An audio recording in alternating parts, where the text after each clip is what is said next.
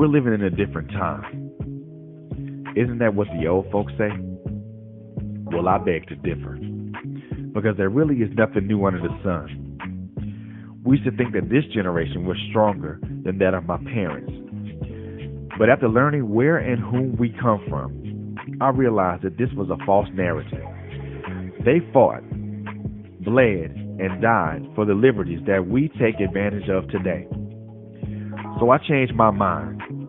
We are our grandparents. We are our parents. This is where the idea for uppity Negro apparel and accessories comes from. We are the uppity Negroes that defied boundaries, broke chains, climbed mountains, and crossed valleys of hatred, bigotry, illiteracy, and oppression. The statement is simple. The cause is never ending. The sound, loud. Say it with me, Kendrick. I am that uppity Negro.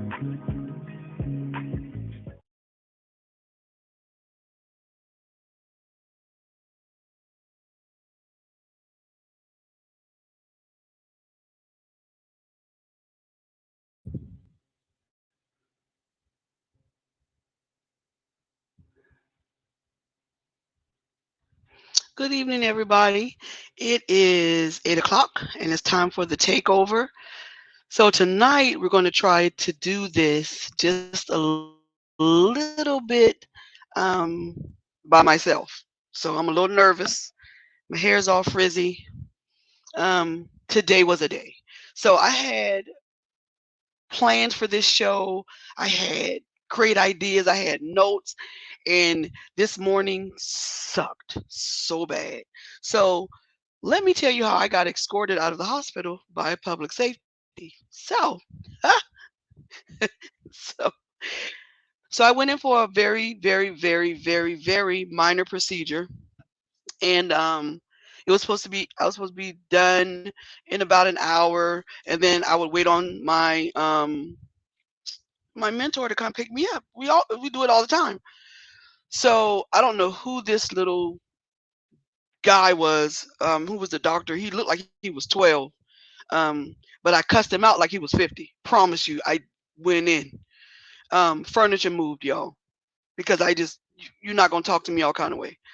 So I get in there, and he's trying to convince me that I should do a local. Like he just gonna put some little numbing stuff on there, and then they were gonna just he said we'll just put some numbing on there, and we're just gonna yank it out, bruh. Seriously, that's your description. First of all, I don't want to be awake when you cut me open. I don't want to be awake when you do any of this stuff. So that was the first thing. And then the nurse, poor thing, she couldn't. I have very, very, very small veins. And just when you think you got it, they're just gonna roll away. They're just as ornery and disobedient as the person whose body they're in. And she couldn't find it, so she just kept moving the needle. I finally told her, just take it out. I'm done. I'm ready to go home. I'm ready to go. So I was upset then, but I think what really made me upset was her trying to convince me to calm down. And one thing that I hate is people telling me to calm down when I'm not even mad yet. So that made me more angry. And so this is not my show. So long story short, security was called and I was escorted out after I tossed the bed thing across the room. I was angry and I'm not going to apologize. So this is the point of this whole story is this. Listen, doctors are there to help you. They're not there to diagnose you. Um, Not in the sense of they're going to tell you what's wrong with you. You go to the doctor, you tell them what's wrong with you, everything that's wrong with you. They go look on the computer or look in a book or consult somebody else, and then they tell you, okay, this is what this is. This is how we can fix it. That's all they're supposed to do. They're not supposed to try to bully you or push you into doing something that you don't want to do or tell you because I used to get a lot of this. Well, that sounds very unusual. It doesn't sound like what you said. I don't give a crap about anything what you're talking about right now. I'm telling you what's wrong with me. This is my truth. This is what's wrong with me. You go do what you got to do and fix it because that's your job. And if you can't fix it, you get an expert to come and fix it. That's the thing. So I'm crying already. My boyfriend on the phone, he yelling and cussing at the. I had to hang the phone up with him because they couldn't hear me. So what you're not gonna do, you're not gonna outcuss me when I'm mad. So I hung up on him so they could get the full blast of what I was trying to do and stop being distracted by him because he's not better at this. I'm better at this than he is. And so that's what happened to me today. And it just been an awful rough day. I went to my apostle house, I took some fruit and all that stuff, and we just vegged out and fruit out, and it made me feel so much better. Because that procedure for me was this big milestone inside my head. It was this big milestone of they took the port out, which means no more chemo in that manner. And it just was this big deal to me. And this doctor ruined it. I don't know who he was, but he was very insistent on what he wanted to do. He was very nonchalant about what I was saying. He just wasn't listening to me. And I don't like to be ignored. Period. I just don't like being ignored. So that's where we are with my day. Then, which means I couldn't print off my notes. I didn't get a chance to study them, but I do know, like basically what I want to talk about. So that was my day. Um, and then we're going to talk a little bit about. We had a meeting, so we have to talk a little bit about my brand and the things that I have going on. But let's do that later. Let's do that later because I don't want you to go take a bathroom break or something in the middle because you think it's a commercial and I want to talk about this. All right. So my hair is so frizzy, but I'm so proud of it. Sorry, I got distracted. So this weekend I sat and I really spent a lot of time with me. And I spent a lot of time talking to God and talking about the world that we live in. I called a couple of people, but that wasn't the conversation that I wanted to have. I really wanted to hear what God thought about a lot of this stuff. And to be truthful with you, I still don't know because I didn't really get any answers because I think God, sometimes we ask questions and we already know the answer. And he just look at you and go, well, you already know. So that's that. So I was sitting and while I was sitting there talking to God and praying and talking to myself, um, mainly, I kept seeing this commercial flash across TV, and it was like it's on a loop. It was like, I think Spider-Man had came on, and Laura, what is it, the Tomb Raider, whatever. But the same commercial kept coming on, and it was the commercial of the dogs in the snow, like shivering and cold, and about elephants in Africa and all of this stuff. And you know what it reminded me of? It reminded me of those commercials that they used to show to make us think that Africa was this poor country that was just starving with the black children all ashy and flies all around them and all this stuff to make us think that Africa was not a place of great wealth and of great technology and of great people. But this commercial just kept coming on, kept coming on, kept coming on, and I was like, and then I started thinking about, some of the little things they have on YouTube, not YouTube, on Facebook or TikTok or whatever, where they're saving animals and and talking about their dogs and all this stuff. Now, don't get me wrong. I had dogs. I love pit bulls. I've had two sets of pit bulls. I love pit bulls, and they were my children. I treated them like children. I talked to them like children, and I get it. I promise you, I get it. But my dogs never made me forget, or walk over, or look over um, a person that was hungry, or thinking about whether the kids that are running outside, did they eat today, or why they still outside and it's 10, 11 o'clock at night. My dogs never made me forget about that. You know what I'm saying? And it just seems like this world has I can't even say this world. I'm going to say this, and I know that it might rub some people the wrong way, but to me, it's what I see, and it just seems to me that um, the people in power in this country, um, and white people, I know, but it's white people. They would rather talk about saving whales, dogs, animals, penguins, and a goddamn ant farm before they talk about the fact that most children only eat breakfast and lunch at school and they don't have any dinner when they get home. And I started thinking about um first of all, I started thinking about the Bible and what God said about orphans and widows and the poor and all of that. And I don't think, if you know of a scripture or something, just put it in the comments of him saying that we're going to today we're going to make sure that all the dogs are fed, and or today we're going to make sure that that the elephants over in Africa are going to be fed today, and because they're going extinct or whatever. What I do think that he talked about was the fact that that was his job. He worried about animals. And listen, God got that. He created them. He know they got to eat. There's grass and trees and nuts and all this stuff for animals. And well, I'm gonna say it again. I said it last week. Charity starts at home, and then it spreads abroad. I really don't think that when you get to heaven, that God is going to ask you, did you have an account to feed and make sure that the elephants were okay 2,000 miles away in Africa? I don't. Because what I think he worried about is the fact that you haven't talked to your neighbor in 5 to 15 years since you lived in that house. So you don't know whether they have food or not, especially during this pandemic, especially uh, in a time where people are not working and they can't go out, or either they choose not to go out or they really cannot go out.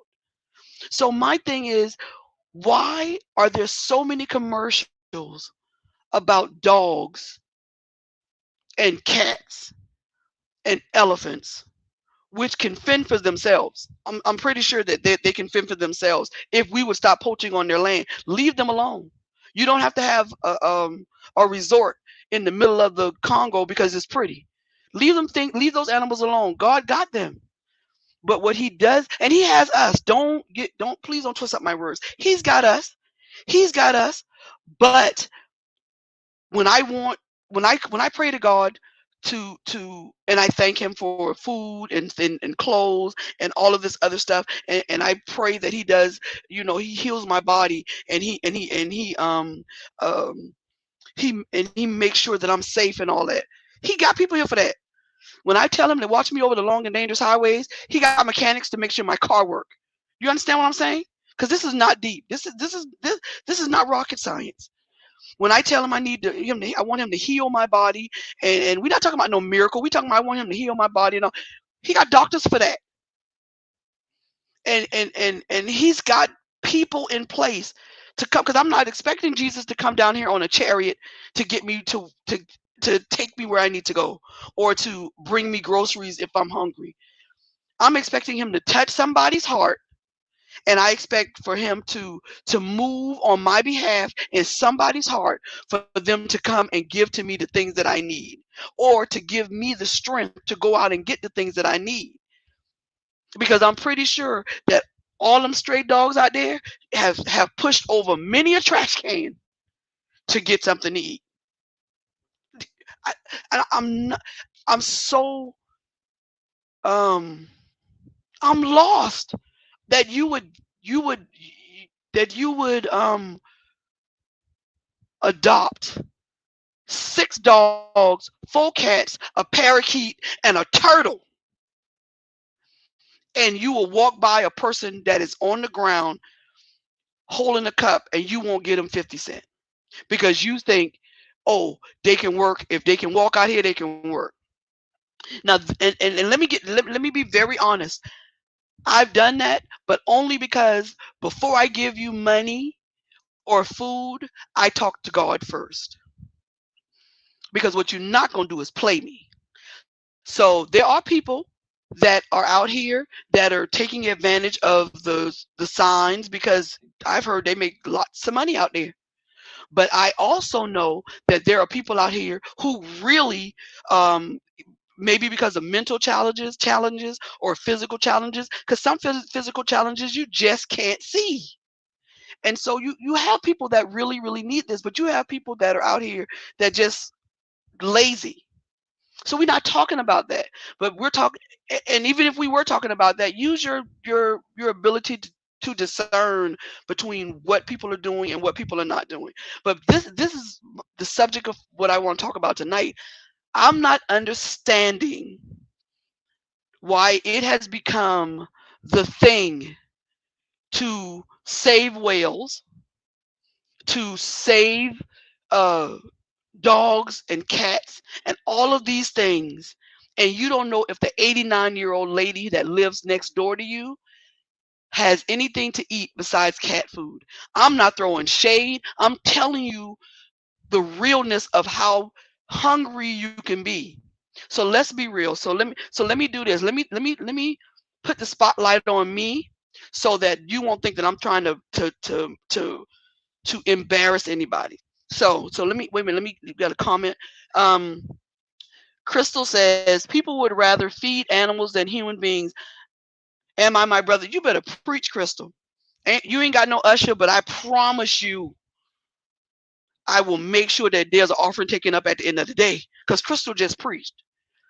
Because people would rather um, look in, and you know what I think it is? I think it's this complex of, and I really think that people with melanin in their skin are not really seen as all the way human. And I know you say it's 2022, but did you not hear Mitch McConnell the other day say that that African Americans are voting at a higher rate than other Americans? Bruh, are we not? I can't. We're not going there. We're not going there because I don't want political. But do you understand what I'm saying to you about how we're seen as people? Because we're not just treated as uh, lower class citizens in this country. America has done such a great job of treating people with um, a lot of melanin in their skin as subhuman people that it has trickled over into other countries, where other countries are start have been treating us like we don't belong where we're supposed to belong at. So exactly, Mr. F, your priorities are screwed up. And people in this country are so spoiled they're losing their minds. And it's not about mask, and it's not about all this other stuff that we're not supposed to talk about because they'll cut you off. It's not about that. It's about the fact that, do you value other humans as human? And you have to say no, because there are children that go home and don't have dinner, not because their mom and daddy can't provide. And then listen, there are people that go home and the children eat, and the parents pretend like they don't they full, and they don't eat because they love their children so much. And when did we become a nation of uh it's just me and oh, that this is just so popular on Facebook. Well, it's just me and mine. That's all I'm gonna take care of, me and mine, and I ain't worrying about nobody else. What happened to the village? Like, what happened to the village? What happened to everybody else in the village? What happened to if I see your child doing something, I get to go out there and say something to them, not lay my hands on them, or I'm talking about just being able to speak to them without you coming back to my house with an attitude, talking about that's my child and this, and you. What happened to that? And then when something happens to that child, now you knocking on my door wanting to know, have you seen Lil Ray Ray? Or did you see who shot Lil Ray Ray? Or did you and all this other stuff?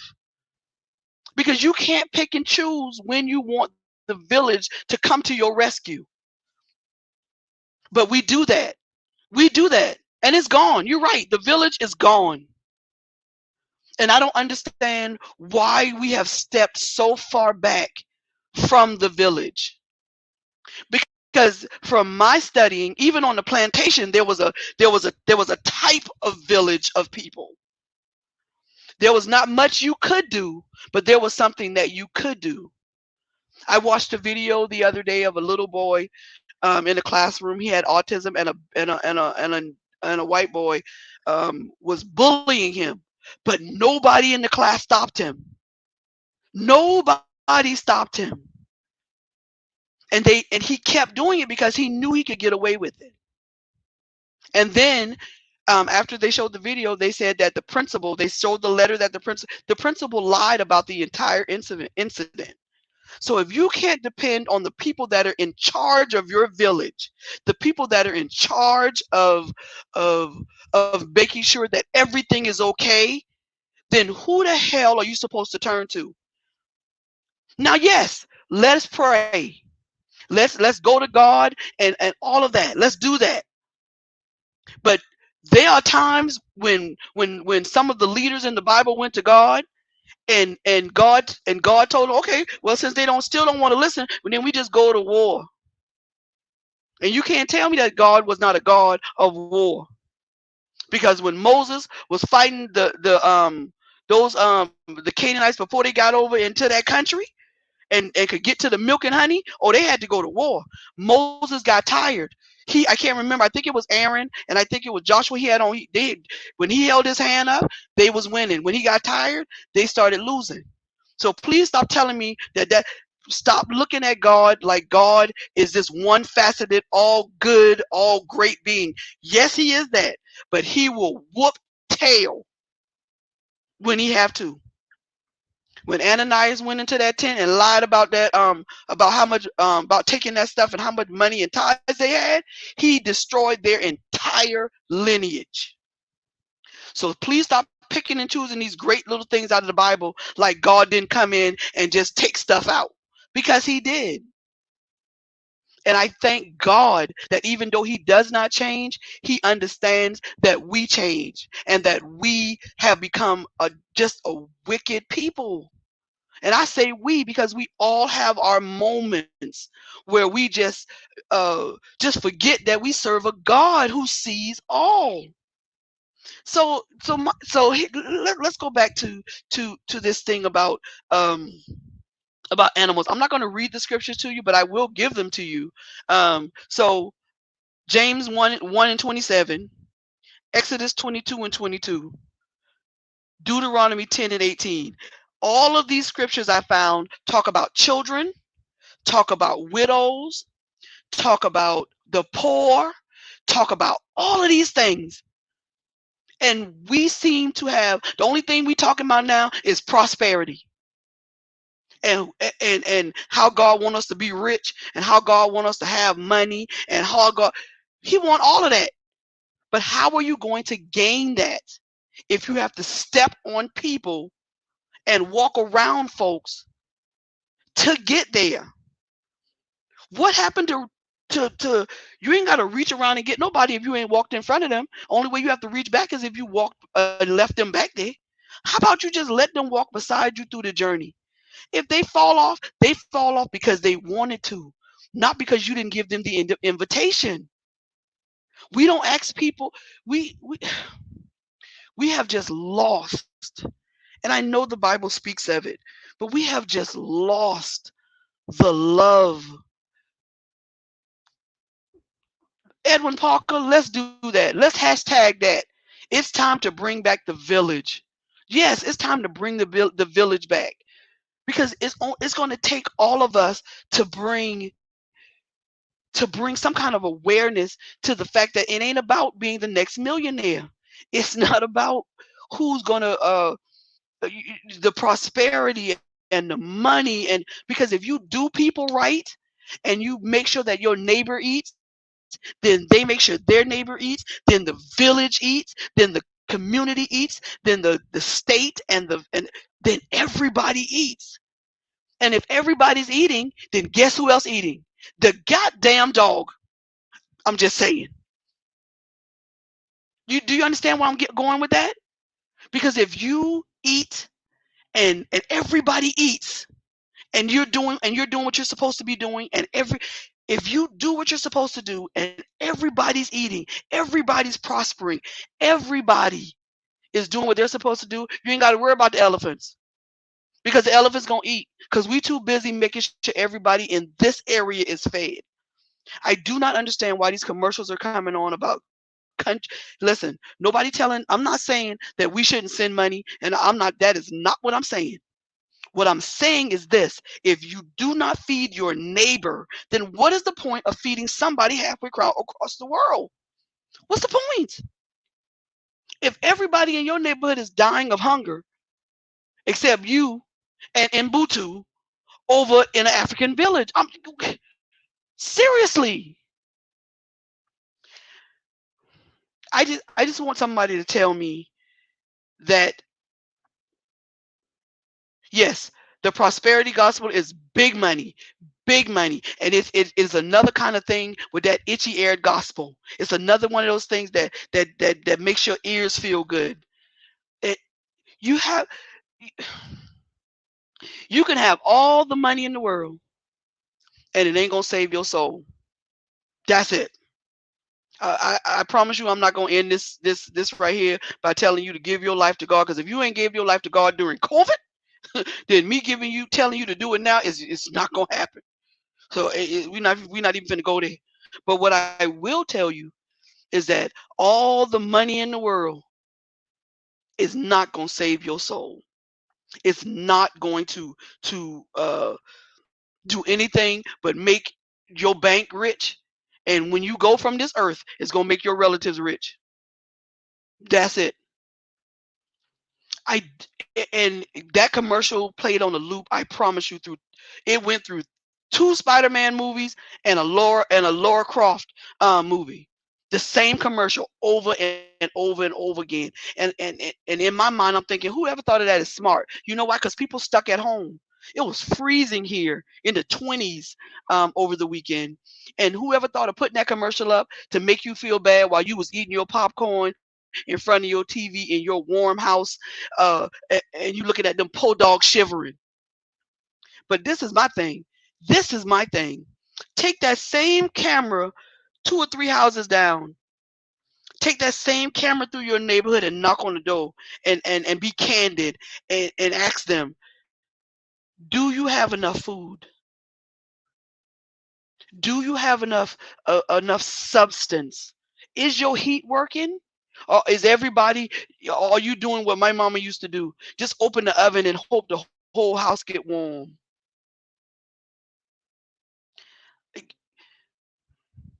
I don't understand the point of red bottom shoes and the 13 cats and all these animals, and you can't even tell me your neighbor first name, and the only reason you know their last name because it's on the mailbox. When I lived by myself, wherever I lived at, I guarantee you everybody knew who I was. You know why?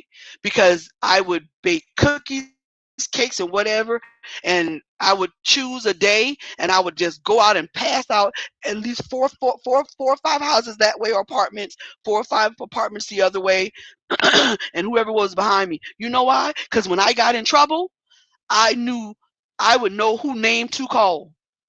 If I had to run out my house because somebody was trying to get me, I knew who neighbor house I could go to. If you didn't answer your door, or you just told me, oh, no, no, no, never mind, no, thank you, I knew not to bother you in case something happened. So I wouldn't get stuck there while Michael Myers was behind me. I'm going to the lady house who said, oh, these are too good. When you going to make these again? Yeah, this is where you come at, right? This is where you come at. If Michael Myers or Jason chasing you right here at this lady house, because she going to let you in. But you can't do that no more. Because now you walk up to somebody's door and they don't know who you are, they're going to shoot you. It happened to that girl in Georgia. She just wanted some direction. She was just lost. He killed her. I watched another man on another video shoot at this guy, the boy, because the boy was just walking up to the door to ask him if he wanted to give to the little society he was in. Exactly, because we have strayed away from the commands that Jesus gave us, and it's more than 10. It's more than 10. But this is the thing: you don't even got to know all of them. You know the one you got to know, the one that you really need to know. And that he says the greatest of this is love. Just love people just like you would love yourself. I couldn't sleep at night if I knew for a certainty that somebody's child didn't eat or they weren't eating. Because I'll give you everything out of my house because I know that God will provide for me to have it again. And you know what I wasn't gonna do? I'm not gonna make a TikTok video about it, and I'm not gonna do and I'm not gonna do a Facebook post on it because I don't need nobody to know what I did. It just like this morning, I could go through the whole thing of what happened to me this morning with the homeless lady. But why? Who does that edify? It edifies me, but it takes away from the idea that God motivated me to do that. Because when you're telling the story, you don't keep saying God told me and God. That's not what you said. You say I did, I did, I did. It, who are we as a people? I just don't know it. I'm scared of who we are becoming, and I'm scared that the message of right, true love and charity, I'm scared that the message is getting lost. And it's getting lost because we so busy trying to either make the money for real or we so busy trying to pretend like we got the money.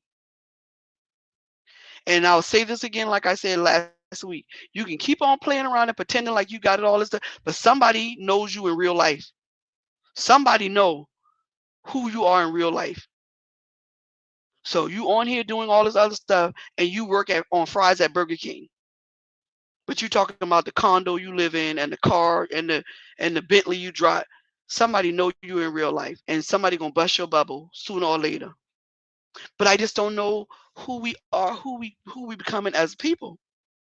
So let's do something that I wanted to do. Let's do statistics. Statistics. Statistically, and this was in 2019, 1 in 7 children, that's about 10.7 million children, have food insecurities. That means that they live in a house where there's never really enough to eat. They struggle to afford healthy meals. And we talking about healthy meals now.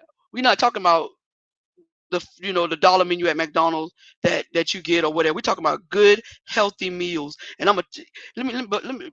I'll come back to what I wanted to tell you about how far I had to go to find some good fruit and stuff today. Because I'm supposed to be becoming a vegan only on Tuesdays and Thursdays. But anyway, um, and it forces them to rely on low cost food to feed their children, or they skip meals, or they just go hungry. And God forbid in the summertime, how do these children eat? So it says Black and Hispanic children are twice as likely to live in food insecure households as white children.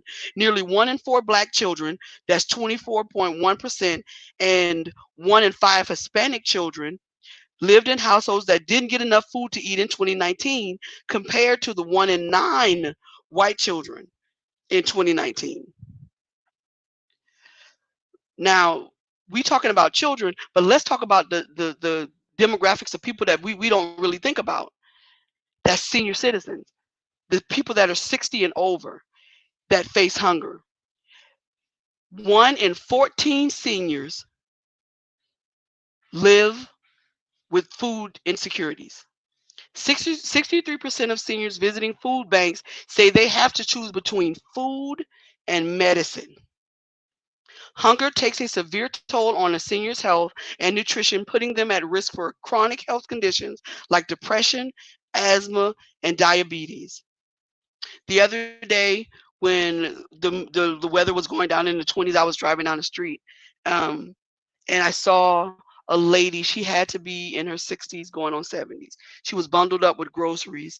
She was at the bus stop, and it was 36 degrees outside.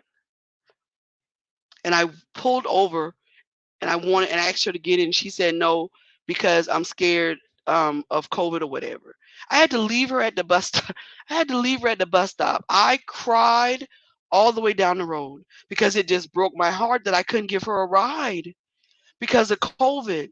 But it also broke my heart because I'm thinking to myself, If you have children, where are they? Why are you sitting at this bus stop?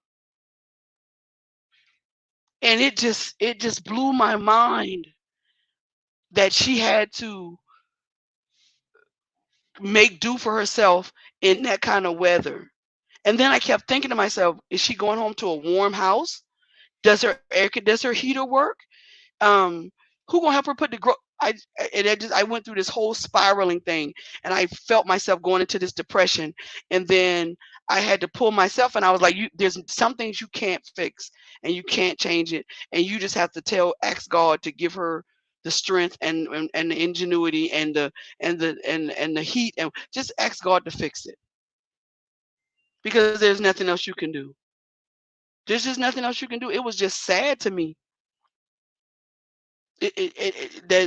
That and hoping that, I'm thinking, God, I hope she ain't got no children, because if she do, woe unto them. Because how you gonna explain that to Jesus? You was busy. You was at work. What could you possibly be doing, and your mom at the bus stop in 36-degree weather? That what was you doing? So I this is what I've been thinking about all day. Um, that's it. Nobody wants to help anybody. Nobody wants to go out of their way. No, people say, well, I don't want you to go out your way. First of all, my car go whatever way I want it to go. This is what a steering wheel is for. Just in case, let me educate you, because people think this is rocket science. Let me break it down to you. When you get in your car and you have put your hand on that round thing, that's a steering wheel. Okay? It turns the wheels of the car. The wheels of that car will go wherever direction you turn it in. It's not like a boat where you turn it one way and it goes. No, no, no, no. If you go to the right, it goes to the right. If you go to the left, your car go wherever you want it to go. So there should never be somebody saying, "Well, I'm not going that way." It goes the way you tell it to. That's it. That's not rocket science. It says we don't want to lift up a hand to each other. Too busy trying to keep exactly. We so big, and I think that's one of the reasons, trying to keep each other down. I think that's one of the reasons why black families don't all coexist in one big house. That was one of my mom's dreams for us. But it was a dream, because we can't even be in the same room with each other for more than 10 minutes. It's sad, and I'm not saying that with any pride. It's just the truth. I think that's why Mexican people can do it, and Chinese people can do it. They can all live. African people can do it. All live in one big communal and share everything. But African American folks in America have been bamboozled. You have been hoodwinked to think that as long as you have your own thing, you making it in America. And I don't know. I don't know. But I think this pandemic is showing a lot of people that it ain't that bad. It wasn't really that bad living with your mama, because there's a lot of people had to go back. So a lot of people had to give up those houses and all that, because they didn't have the jobs, they didn't have the money, they didn't have to do anything. Miss Crystal, I, I I agree, but then I disagree, because people always say that it's crab mentality to pull people and pull crab. I disagree. First of all, crabs don't belong in a bucket. They belong in the water. They don't pull at each other in the water where they belong. The only reason they're pulling at each other is because they're in a bucket. They don't belong in the bucket. So if you take them out the bucket, they'll start pulling on each other. You feel me? So if you take people out of these boxes that you put them in, they won't pull on each other. Put them in an environment where they can spread out and move around. Ain't nobody gonna pull on nobody. But everybody is in this little thing with a glass ceiling, and that's where the crab mentality idea comes from. I agree with it, but then I don't. Crabs do not belong in a bucket. Crabs belong in water, in the ocean, free. And the only reason they pull at each other like that is because you got them in something that they don't supposed to be in. That's they don't supposed to be in a bucket. And they not dumb. I know they hear that water boiling. Um, Listen, I know them crabs smell that obey, and they just want to go back home. That's all I'm saying. But people talk about crab mentality. Crabs don't belong in a bucket, so of course they're gonna pull each other down. Black folks don't belong in a box that say because you black or your name is Taranisha that you can't do this job. So as long as you keep putting them in those boxes and in those buckets, of course they're gonna keep pulling each other down. But you put them in a place where there is equal. We talking about real equal opportunity. We're not talking about these little crumbs they've been throwing us with Martin Luther King birthday and this. We talking about real equal opportunities. Put them in a place where they can advance without having to bend over backwards and work 10 times harder than everybody else. Put them in a place where they are valued for who they are and what they know. That's what I'm talking about. But when you keep them at the fry station, it's 4 people on fries, 2 people on burgers. You gonna tell me that they're not gonna be pulling on each other because you got them in a box where they do not belong. Give them a place where they can advance to manager, advance to team lead, then they won't pull on each other no more. And the only pulling that'll take place is they bringing folks in. Listen, my cousin Ray need a job too. He can't do it right now, but if you let me train him, that's the only pulling you'll see if we were in that. But see, when I talk like that, that's the Cartoon Network because it's not happening. We live on Lifetime channel, right? And on Lifetime, it's 4 people on fries, 5 people on burgers, and they pulling on each other because now he gonna tell every time you forget to put lettuce on somebody's hamburger. You feel me? That's what I'm talking about. Coco, why you had to come in when I was talking about the crab? You know they smell that obey. Y'all know what I'm talking about. Y'all know I get distracted very easily.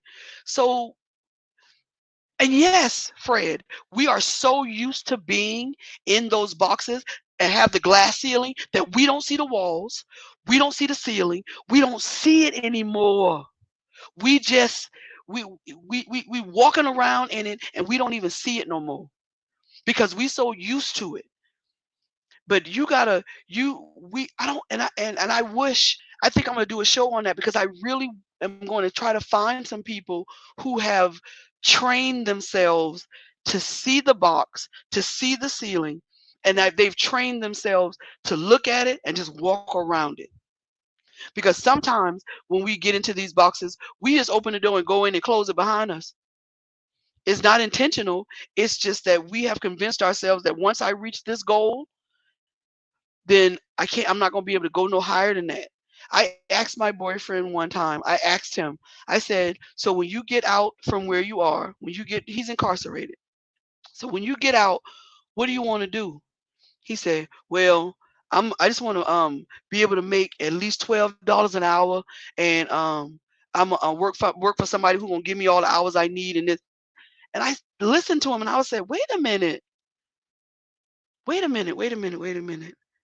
That's your goal? Your goal is to work for somebody else. Your goal is to make what isn't even minimum wage anymore, but that's your goal. I said, but you got to see way beyond that. You got to see if I work for him, I'm gonna work for him for a year just to learn everything he knows. Then I'm gonna move on and you and he got really confused about it because he thought I was throwing shade at him or whatever. But you know why he got upset? He got upset because he had not no one had ever told him that those are not goals. Working for somebody else is not a goal.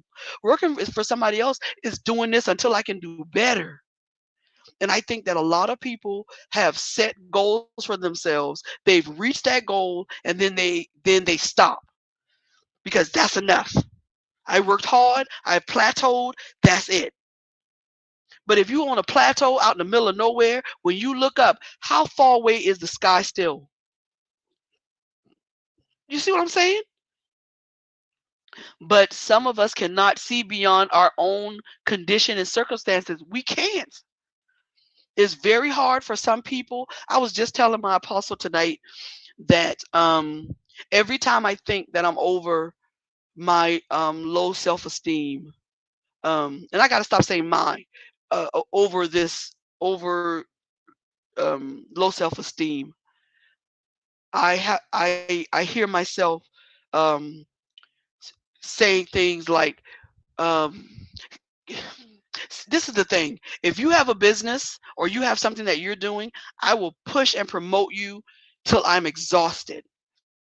But when it comes to me pushing and promoting my stuff, I feel like I'm not supposed to have that. I'm gonna have a little bit. I'm gonna get a little trickle of that because God's gonna bless me with my little trickle, and then that's gonna be enough because that's good. That's good. You're not gonna have a two-story house and two nice cars and a thing. You're gonna have a nice apartment. You're gonna have furniture in it, and it's gonna be enough. You just gonna God gonna give God and see how I put God in the box too. And sometimes I catch myself thinking like that. That's all you need. You don't ask for too much. Don't ask for that. Don't ask for that because you already got enough. He saved your life. You don't have cancer no more. Your hair growing back.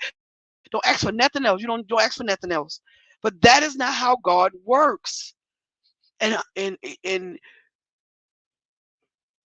I sometimes I say stuff and I wish I hadn't said it because I wish I hadn't said the last 15 things I said, but I already said it. But that is my truth. And I do not think that I'm going to die. I don't think I'm going anywhere. I do think that God is going to bless me, but I have a tendency of only giving God this much of what I want him to do because that's what I think I deserve. And um because I have a hard time of letting go of things that I've done in my past. And I mean I haven't murdered anybody or did anything like that, but I've done things to survive that I regret. And I've said things to people um, that I regret that I know have made them question who they are because I'm a word person. And one of the things that I don't do when I get very angry, when I get angry, I try to stay quiet because I can say things to a person, and I have no pride in this, but I can say things to a person because I know which words to use that'll make you that will have you toe up because words to me hurt worse than getting hit because bruises go away. But when somebody say something to you once you say it, you can't take it back. You can't retell God, rewind that. I didn't mean to say that because it's still there. You can apologize all you want to. You still said it. So let's just get back to what we were talking about. So we know that if you have any melanin in your skin, you are considered not quite human. So because I didn't want this show to be where I have to keep on apologizing because people have an issue with talking about race like it's something that we just made up. I'm going to try to stray away from the um, the disparities between white hunger and black hunger and all this other. But it is unbelievable that people will feed a dog better than they feed their children. I see some of the commercials with dog food, and the dog food look better than some of the food that my godchildren eat at school for lunch. So this is my point. God got the animals. He got that. He put them down here, just like he put us down here. He gonna take care of them. He gonna take care of the animals, the flowers, the trees, all of that. He got them covered. When you face whomever you serve, do you really think that they're going to ask you if you fed your neighbor, or did you feed the stray dog or the stray cat? When you go see your maker, whoever you decide your maker is, whether it be God, Buddha, Confucius, or the sun, or the guy on the corner selling bean pies. Whoever you think it is, and if they are truly about people, do you really think he gonna ask you about the animals in your neighborhood, or do you think he gonna ask you, well, why you passed by Miss Sarah's house the other day and you saw her standing on her porch and you didn't say hi to her and you didn't ask her genuinely how you doing and really listen to her answer you? I wish I could. They have all these challenges and stuff out there. I wish I could challenge people to ring their neighbor doorbell, run back 12 feet, and when their neighbor answers the door, just ask them seriously, how you doing? That's all you got to ask them. All I want to know is how you doing. That should be a challenge because some of these people have been in their homes for months with no real interaction. Not because they couldn't go out or what, but because they don't have no family or they don't have no friends or nobody. Everybody think, oh, they all right because she always been tough. And that's how people think about me. She good. She don't need nothing because you have that. They have that face down pack of I got this. It's just so it says we are so much more beyond our conditions, so much more beyond our circumstances. But how can we see beyond when we are emotionally, physically, and spiritually stuck? That is a good question. And I'll tell you what my apostle told me today. The only way that you are going to be able to see beyond and go beyond is to to reprogram your mind, to flip what you think and how you think about you and certain things. That's right. Check on your strong family. And it says low expectations of myself. Then I limit God's power. You better preach. These people is preaching in these comments. But that's what you have to do. She told me that tonight. She said that I would have to, just like with my computer, which is doing this lag thing that's irritating me, I have to reprogram my mind to to to um to think along the lines of more positivity. Because I can say, I look in the mirror and I say, I'm gonna live, and I'm not gonna die. I'm gonna live. God is gonna let me live, and I'm gonna live not 2 years, not 55 years, but another 100, another, because they lived that long in the Bible. And I gotta say it, not just saying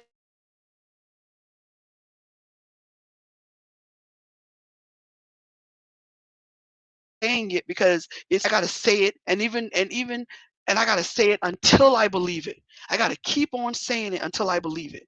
I gotta program my mind, program myself to wake up in the morning and say, "Oh my God, my hair grew back," and I thank God for that because I didn't have none 2 months ago. I got to program myself to go out to my car and crank it up. And I have to say, this is just for right now. This is just, God done let me borrow this car. He gonna keep it, whatever, whatever, and then he gonna give me something better. That's how you get from being physically and emotionally unstuck. When I was laying in bed and the doctor told me, don't move, don't do whatever, I listened to him and I regret that now. But now that I can feel my strength coming back and I can walk around, I can wash my clothes, I can make up my bed without collapsing, I realized him telling me to lay in bed like that was detrimental to me. Because what I needed to do was, even if I couldn't walk but to the bathroom or to the door and back, I should have did it until I couldn't do it no more. And that's what I do now. I walk around and I do what I can do, and I go where I can go. Even if I have to just go walk around in Goodwill, or if I get in my car and I drive up the street, ride around in a big old circle, come around in this Charleston ain't but a big circle, and ride and come on back home. I went somewhere. I did something. And sometimes I just go in the store, not to buy nothing, but just to make somebody smile or laugh or to buy somebody groceries. You know, that's how you get unstuck. You reprogram your mind. You flip it to be more positive. That's what my apostle and her daughter told me today. And when they was telling me that, I was like, well, how do you do that? And and and I was driving. I drove all the way home, and I was thinking, okay, how you gonna do this, man? You got to do this. How you gonna do this? That's the best advice you gonna get. What you gonna do? How you gonna change your mind? How you gonna do it? And then I thought to myself, you got people in your corner that push you to do whatever. Those same people that you don't want to call and you don't want to bother, call them and tell them. You say it to them. You know you're gonna live and you ain't gonna die today. And then maybe they'll flip it around and tell you, girl, you too. You ain't gonna live and you ain't gonna die today. And then it'll come a time in your life when you won't need no friend to do it because you'll already have that programmed in your mind. We have to program ourselves to take care of our neighbors, to take care of the people in our lives. And when I say in our lives, I'm not talking about the immediate people in the house. I'm talking about people in your life everywhere. Because if we don't, We're gonna be a people that are a lost village. That's what we just gonna be, a lost village. And it just saddens me. I don't know.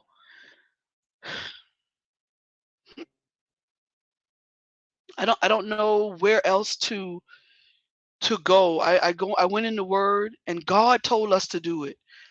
And I talked to some people, and I know people who will give give you the shirt off their back. But it's billions of people in this world. And I know that they say if you throw a rock in, those waves go out and out and out. And maybe it just ain't moving fast enough for me. You feel me? Like it just ain't going fast enough. Every time you receive great advice, it's the hardest thing for us to do. It is, because great advice means putting in the work. You got to put in the work, and you got to figure out how to make that advice um, work for you. You got to figure out how to incorporate that advice into your everyday thinking until it overtakes all of that other negative thinking. So, in that vein, um, I want to do this. I didn't want to do it, but I'm going to do it anyway. So, because we had a meeting on Sunday, and me and Mr. F got fussed at because we don't promote our things enough. So I'll have a book coming out in May. I have no name for this book, but it'll be completed by May. And so if you want, just put it in your calendar to pre-order it. I don't even know how much it's going to cost yet because I haven't finished certain chapters I started, and the um, the memories of some of the things that I want to talk about are very emotional for me, and I had to step back for a minute. Um, but yeah, so that's going to be that. So I don't know if you know, but that little I had a logo on the back, on the that's going to be up there, and my brand is called Uppity Negro. Um, this shirt is one of my shirts. Can you see? Yeah, you can see it a little bit. That little space down there that you can't hardly see, that word is Negro. So it's Uppity Negro. And this is my brand. I have masks and t-shirts, sweatshirts. We're working right now. I'm trying to find somebody to do entire jogging suits. Um, and that's what I'm doing. So that's my brand. I have, don't laugh, Fred, but I have Uppity Negro lashes. I'm wearing some now. I had on some last week. Um, and they're Uppity Negro lashes. And you can go on my website, which will be up soon. Um, and these are my Uppity Negro lashes. I hope you can see them.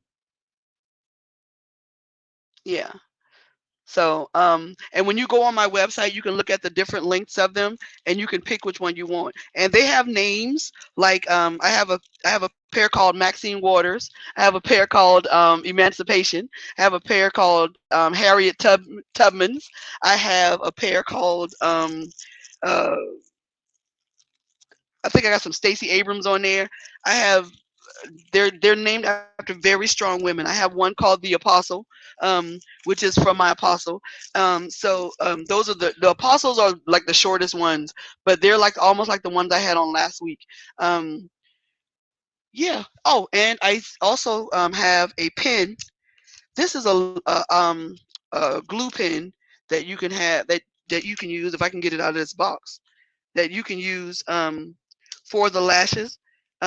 Instead of using hair glue, if y'all don't stop putting hair glue on your lashes, y'all gonna be done. I can't even tell you how many times I have glued my eyes closed, or glued my eyelid to my contacts using hair glue. Stop it, and I mean stop it right now, because now they have I tried the magnetic ones and they worked all right, but they're just not as great as I thought. Because once the magnets get like a little bit of that glue stuff on it, they stop sticking. This is the pen. So see the pen? It's very pretty. I'm girly, and I like glitz and glamour. So this is the pen, and and you put it on your eye like just like you would put on eyeliner. So this is the pen, just like that. and you put it on like you would put on. One day I'll do a demonstration, but you put it on your eye like you would do eyeliner, and then you take your lash and put it on there. 2 seconds, just like that. 2 seconds, it's on. And there's no glue. You're not gonna glue your eye closed. You're not gonna have glue all over your lashes. And the reason I love my lashes and that pen is because you can use it up to 20 to 25 times. And the lashes I had on last week, I don't know if you probably wasn't paying attention, but the lashes I had on last week were over a month old. I rinsed them off after 2 weeks, and then I let it dry, and then I just keep on wearing them. And the only reason I changed them is because I wanted to see how these looked. And I like the ones from last week better because they're fuller. So so that's my merchandise. So like I said, I have masks and I have these shirts. These shirts can be custom made because not only do they say uppity Negro, my pastor wants one, and I'm getting ready to make her one. She wants uppity apostle on hers. I have uppity fat girl. I have you can be uppity anything you want to, but you weren't here when I told the story of me being escorted out of the hospital by security because I uppity Negroed somebody this morning. I tore that hospital room up because what you're not gonna do is talk to me like I'm a 3-year old and you ain't not your 20s. So yeah, I was escorted out of the hospital by security and driven to my car. And so yeah, it was yeah. I'm not gonna apologize. My mentor was like, "You don't act up in the hospital. I act up wherever somebody disrespects me." And he obviously didn't read my sweatshirt because my sweatshirt said uppity Negro on it. What was he looking at? So he got So I was supposed to get a procedure this morning. I didn't get it because I put my clothes back on in the middle of the hallway, naked, putting my clothes on, cussing everybody out. So some people saw stuff that they didn't want to. They probably will scar them for life. I did not care because I was mad by then. Don't tell me to calm down when I'm not mad yet, and don't patronize me, and don't try to force me to do something I don't want to do because you are a doctor and you think that because you went to school for all the time you went to school, you know me. You know medicine, sir. You do not know me. And that's another thing I try to get people to understand. Your doctor works for you. You don't work for him. You tell him what's wrong. Tell him to go look in a big old book or on computer. Fix it. When you got it fixed, you come back. And if you don't know how to fix it, get an expert. So that's what happened to me this morning, which is why I still have my port in. Ha! That's what I get. Cut that mess out. You're not fat. You're beautiful, sir. I am both. And if and I would agree with you, Parker. I would agree with you. I would. But see, you can't really see like from the side. Fred hates when I do this. I don't care. So if you had seen me from the side, I look like you ever had you know your mom ever sit you ever go to your grandma's house and your Uncle Peaches is in the back room? You know who Uncle Peaches is. Uncle Peaches, Uncle Peaches is he looked like a woman up here. Then he got the flat chest and the stomach. That's how I look right now. Cause I ain't got no boobs. And I look like Uncle Peaches.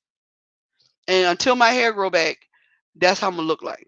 And I appreciate you telling me I'm beautiful because I feel beautiful. I really do. I really do. And especially when I get all dressed up and I oh my god when I be feeling and then my little edges be laying down, I feel beautiful. I really do. But when I'm looking and feeling the way I felt this morning, I quit. I felt like I felt this morning. That man made me feel like Uncle Peaches. Sure enough, I acted up in that hospital.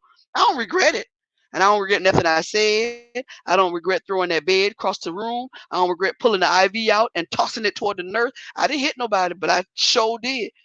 I will not be disrespected. With the year that I had that I told y'all about last week, you will not disrespect me. I done been through enough where I you're not gonna disrespect me. And you're not gonna talk to me all kind of way. I've come to the point now that I deserve all the respect that is going to be given to me, and you're gonna give it, or I'm gonna make you regret not giving it. So that was that.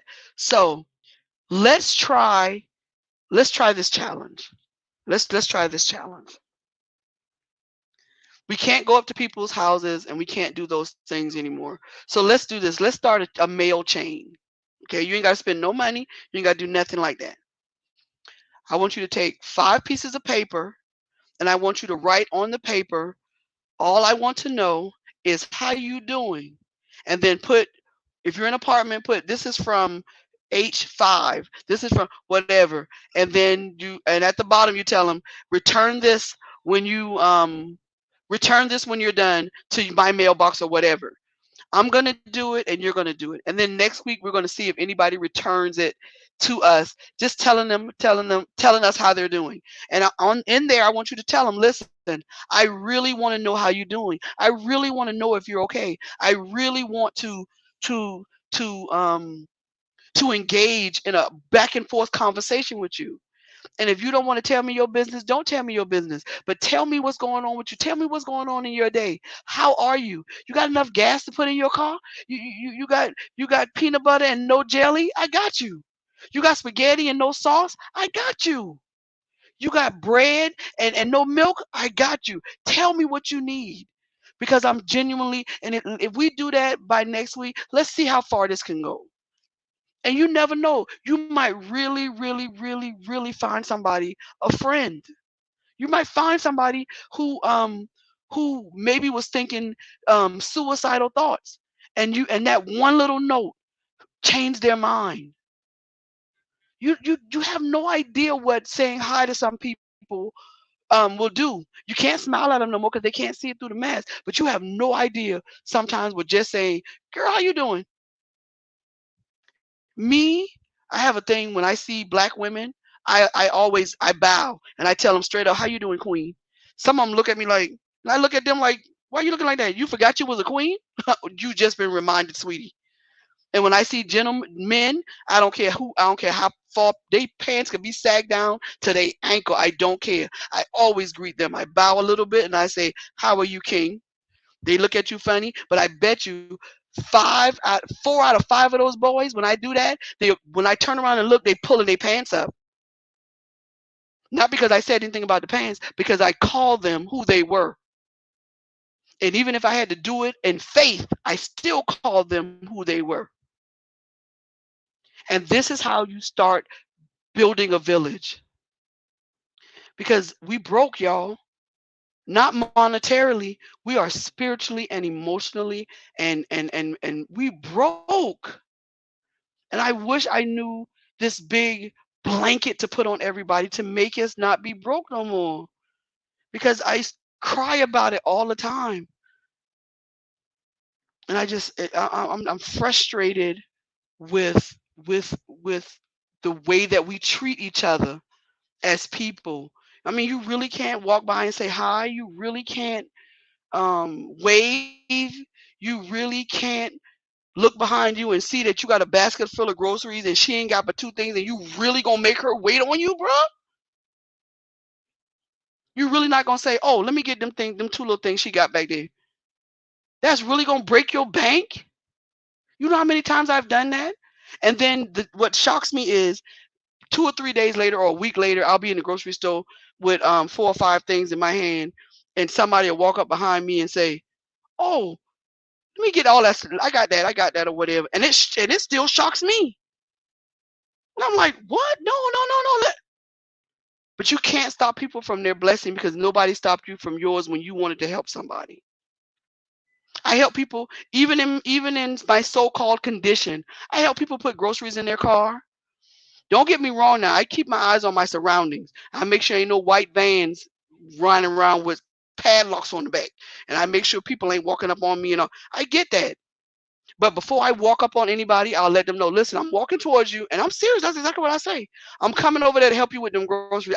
Don't say nothing because I'm coming to help you with them groceries. Put your mask on because I'm coming. That's how I talk to people. And I help people because when it's time for me to be able to reap that and for it to come back around, I don't have to look too hard for it. Because what goes around always comes back around. Always. And I'm just a firm believer in that. What you put out is what you get back in. And so I did thank you. I really try to be encouraging. I really try to just speak my truth and try try to just bring people into my thought process because I want to know, genuinely want to know if I'm thinking the wrong way. Am I wrong about, is it too much to ask? Is it too much to ask for you to just if them children out after dog or whatever, it ain't is it too much to ask? Did y'all eat already? You know what I'm saying? Did y'all have something to eat? Well, I got snack, and I don't have children, but and not because I was a fat girl either. Don't get on me, Parker, but I'm just trying to make a point. I always had snacks in my house. Kids knew in my neighborhood when I was living on the projects. I lived there on the project for 8 years. They knew if they was walking by or whatever, I had snacks.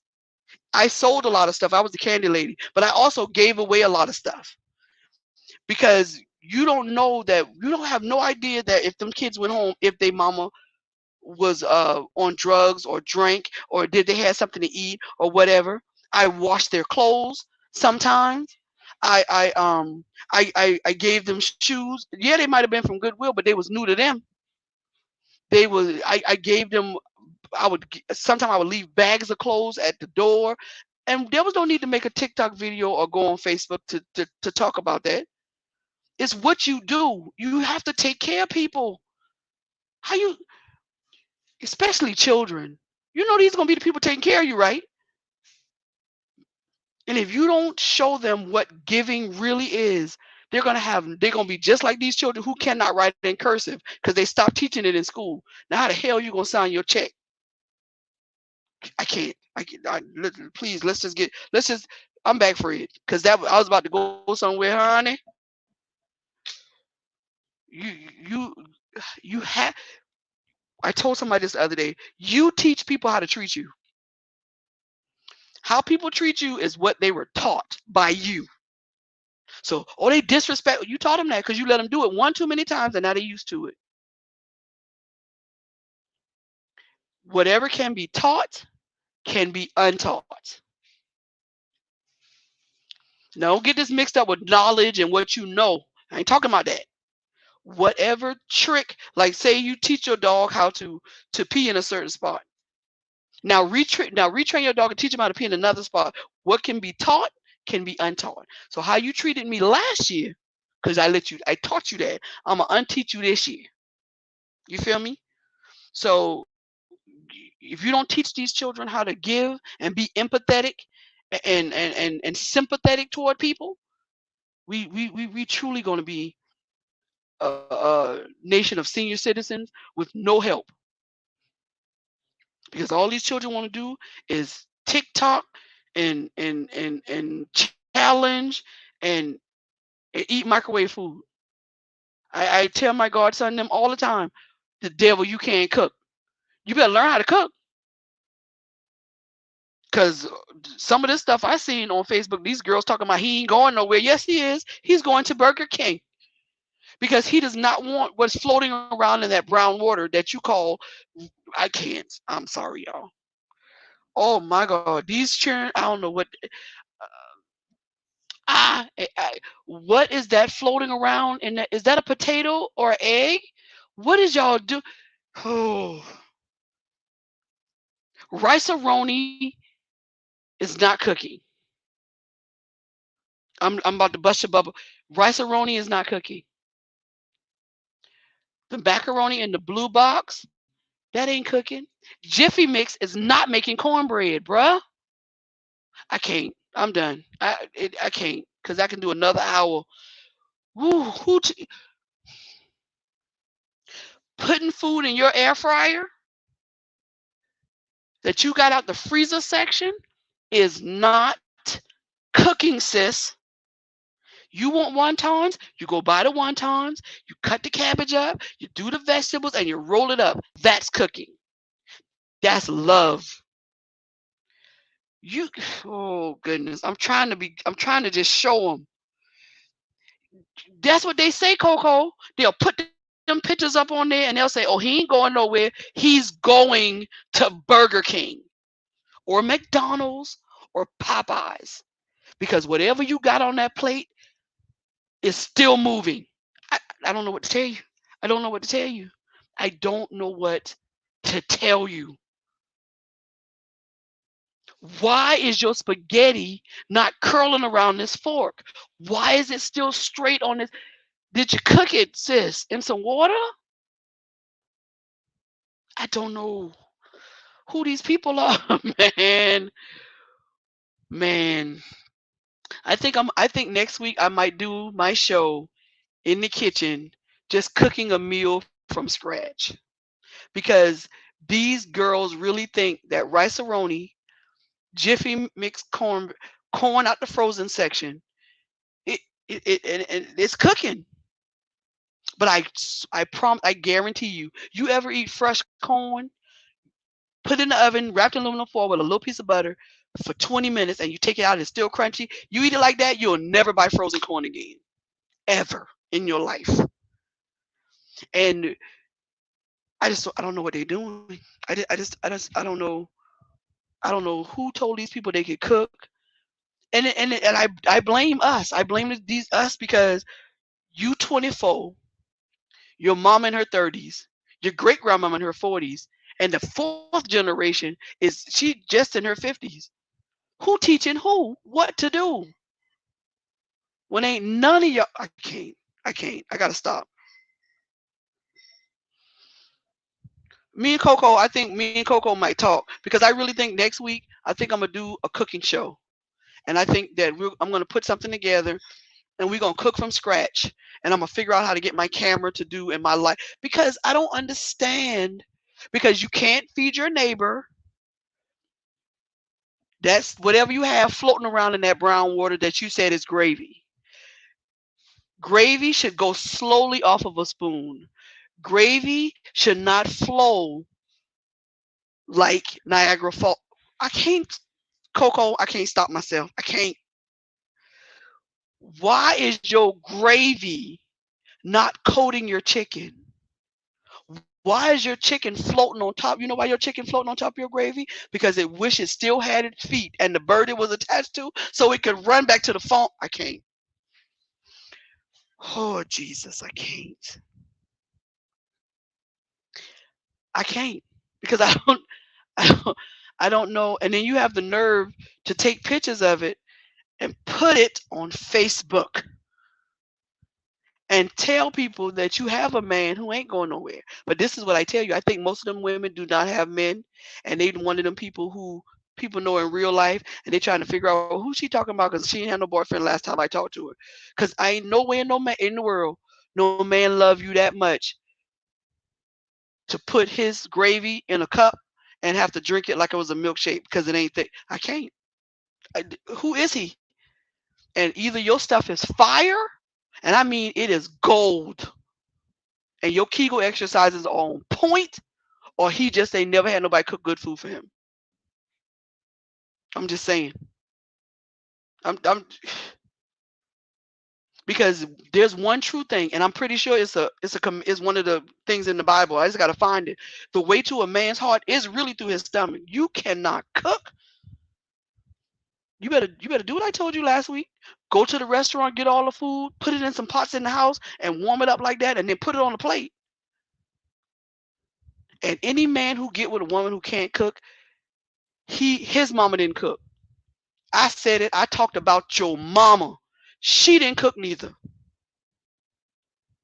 Because it's a shame for a grown man who can't cook and a woman who is over the age of 16 who can't cook nothing but grilled cheese and macaroni and cheese out of box.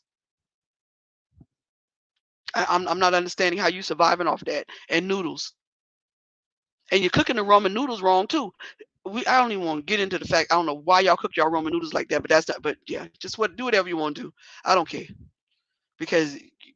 But I tell you this: if you're gonna feed your neighbor, I promise you, you better take them a family meal from churches or Popeyes. Don't take them that's not your kitchen and you can't cook, okay? Because they will not be your neighbors, not your good neighbors for long. Now you're gonna wonder why they dog always pooping in your yard. They done trained them because you brought them that crap on a plate. I'm just saying. I'm just saying.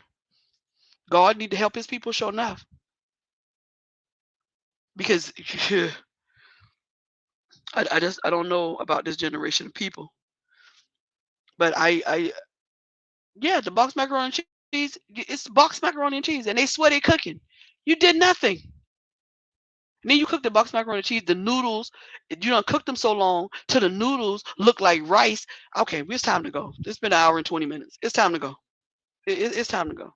I can't do it no more. So let me see how I can fix this so that I can have a I'm gonna see how I can fix it so that I can do my show where you can see and I can cook a very simple meal that anybody could cook that does not come out of a box, and we'll see how that works out. Um, and if it doesn't work out and I come on with something else, then we just know that it's in the works and we're working on it. Let's see, Coco, you coming on, or you just you had something you wanted to say? Yeah, let me add you to the stream, baby. I'm laughing Oh, at you. That's what I'm doing. That's what I'm doing. That's what I'm doing right now. You talk about these people cooking, but you be right though. I don't be knowing what I be seeing sometimes. I don't. I just No. don't understand why your food why your if gravy is supposed to be thick enough that your food is supposed to be under the gravy and Right. it's coated with the gravy. Why is that it? First of all, why would you put a boiled egg in stewed chicken? Who started I that don't. trend? I don't Stop know. it.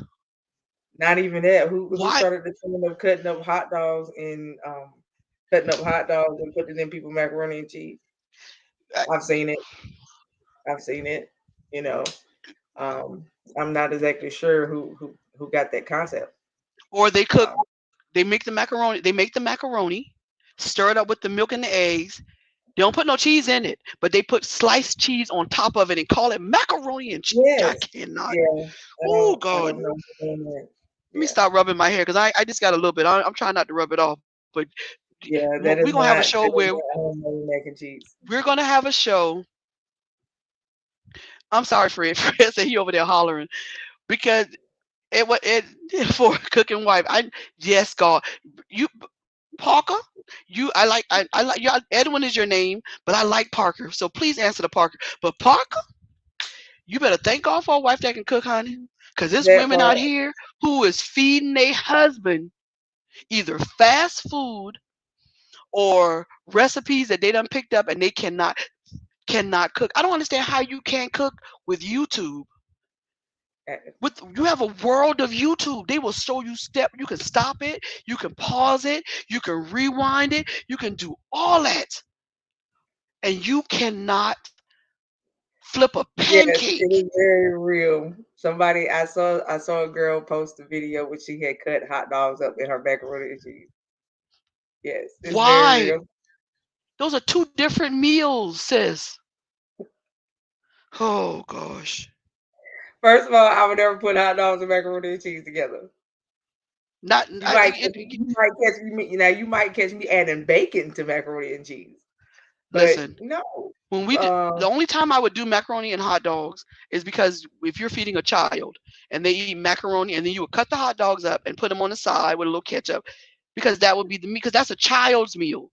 But I swear, if I gave Anton is 5'11", he weighed 275 pounds. I swear, if I put some macaroni in front of him, first of all, out of a box and not fresh, and it had cut up hot dogs in it, you know what he would say? First he would say, "Where the meat at?" Because he's a meat eater. But the second thing he would say is, "Why this macaroni so orange?" Because that's not the natural color of cheese. Girl, I wish I would give a man. Girl, let's try that. Let's try that, ladies. Let's no, try that challenge. I Make can't your try man it. some. I can't. Do it. Yeah, do it for you. Listen, do it for the Jamaican. Give him some No, macaroni out of box. Cut some of no, them cheap red hot dogs up in it and see what he say. He gonna forget that. no. He gonna patois you behind right out that house. You can mess with me. I'm trying not to cuss on this show because my apostle was like, You, I'm you trying can my best best not to cuss believe on that. this show. He gonna look at me. He gonna look at Hey me and tell me, "I'm Terrence. not eating that." That's what he gonna tell me. I'm Mm-mm. not eating that. Mm-mm. No, no, ma'am. And I can't I do can that. understand why you would feed your children these quick, like if you're a single parent and you come home. But then I don't understand that either because even as a single parent, it's called a crock pot.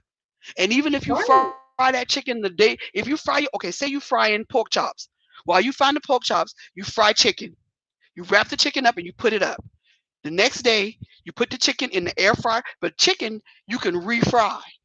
So you fry the chicken just enough to get it whatever, but you can refry chicken in a smaller amount of grease. So you refry the chicken or put it in the air fryer while it's crisping up again in the air fryer, whatever you do in your sides. Now they had pork chops yesterday, they're gonna have chicken today. That is how Yeah. you do You that. always prep. Why are you feeding your children? Girl, You I always can't. prep. If you prepping while you doing whatever, instead of looking at TikTok and doing all that, you could do your whole. I don't like doing a week in advance because I'm bougie and I don't really like leftovers. But because my boyfriend likes leftovers, I would have to prep at least 2 to 3 days in advance. Because what happens is while you sleeping, bro in the kitchen standing over the sink eating what you had for dinner the next day. Mhm. So Yeah. I always have another thing already prepared just in case he decided that's what he was going to do. He don't do it all the time, but if it was a good meal that night, he eating what was left over, and he eating part of what was for the dinner after that. And so Right. I would prep. I would cut up all your vegetables, and see, I like fresh vegetables, so I wouldn't cut up my vegetables till the day before. But if it was a meat, man, you know how quick you can rewarm meat, a rack of ribs, wrap them back up in foil, put them back in the oven. While you're doing that, you're doing your sides for that day, and you're prepping your meat for the day after that. It is not. This is not rocket science. And people Right. act like they're so busy, but if you count, if you condense all the time that you spend on your phone just scrolling with all the time that you could be doing something else, Right. your day would be so much different. Your whole time and what you do will be just different. Right. And It'll y'all can just be go like different. with chicken, like she said, like with chicken and beef is the easiest two things to do, really. I mean, you can do it with pork too, but I don't like to pre-season my pork. But you can do it with all of it, really, especially chicken. Yeah, You season it the yeah. night before, let it marinate. Oh, it come out real Listen, good. It'll chicken taste is crazy. chicken, and then and the thing about chicken is, because it's such a great versatile meat. What you season it in is going to pick that up. So I'm a firm believer in. Sometimes I just marinate it in hot sauce and salt and pepper and my other seasoning, and just put the hot sauce in there, and I'll cook it like that. And I'll either fry it like that, or I will take the whole thing and put it in the oven. Add a little bit of vinegar in it, and I call it hot chicken. I stole this recipe from my apostle.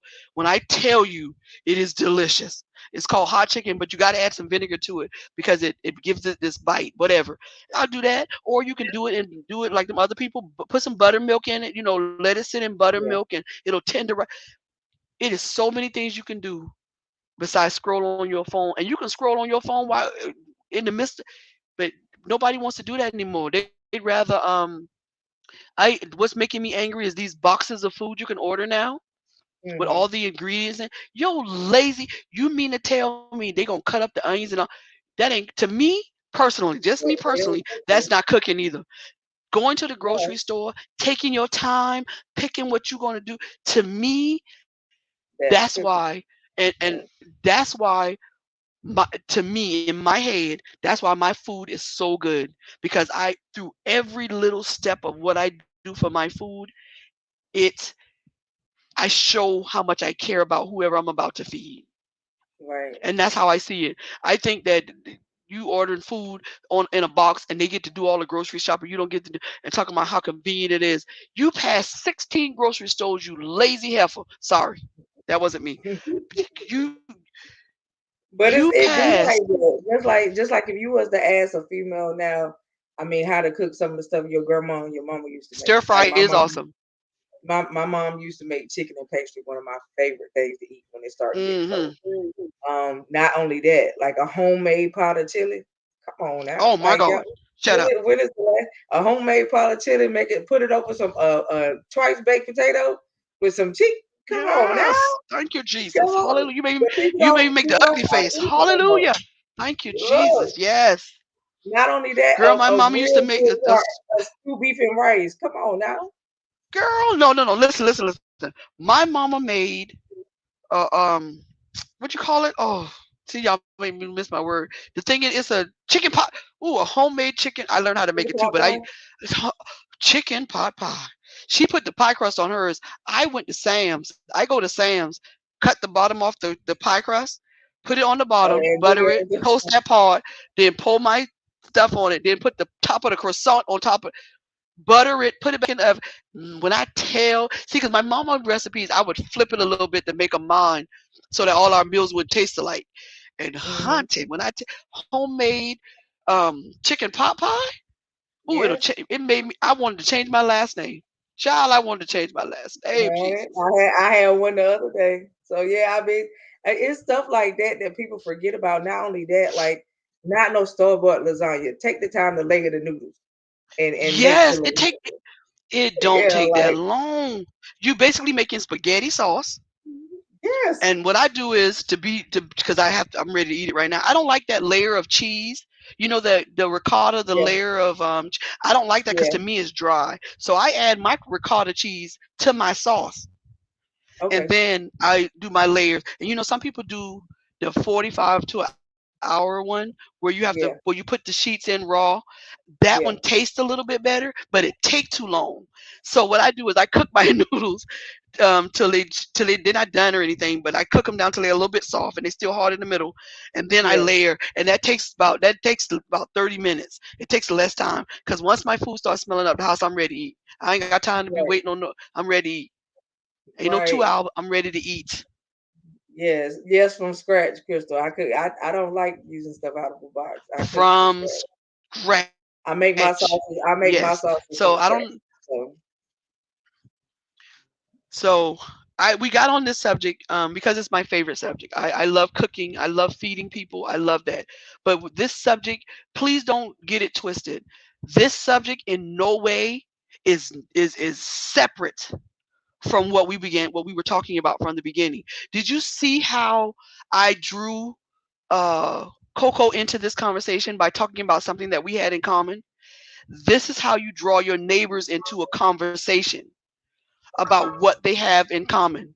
This is how you draw your conversation and about I don't care if you talk about their grass, the color of their mailbox, the fact that their child has 16 color different hair. You, this is how you engage with people. We have forgotten how to do that. We have forgotten how to start a very simple conversation. You can do that from 12 feet away. Sis, bruh, you don't have to. You can do that without using an electronic device. You can walk up to people and just say, "Hey, how you doing?" And then you know what they're gonna do? They're not gonna say nothing for a second because they're gonna be just like we said last week. They're gonna be so used to somebody saying, "Hey, how you doing?" and just keep on talking. They're not gonna realize you paused in hmm order to hear what they had to say. Let's change how we interact with people. Some people are shy. I'm not one of those people, unfortunately. But some people, there's other ways of starting a conversation. Listen, how you? Oh, I see you have been over here by these watermelons for a minute. How you pick a good watermelon? Do you knock on it? Do you smell? That is a conversation starter. hmm And like I said, you don't know what state of mind and if they walk away, oh well, it's some next. But you don't know what state of mind people are in when they're doing things.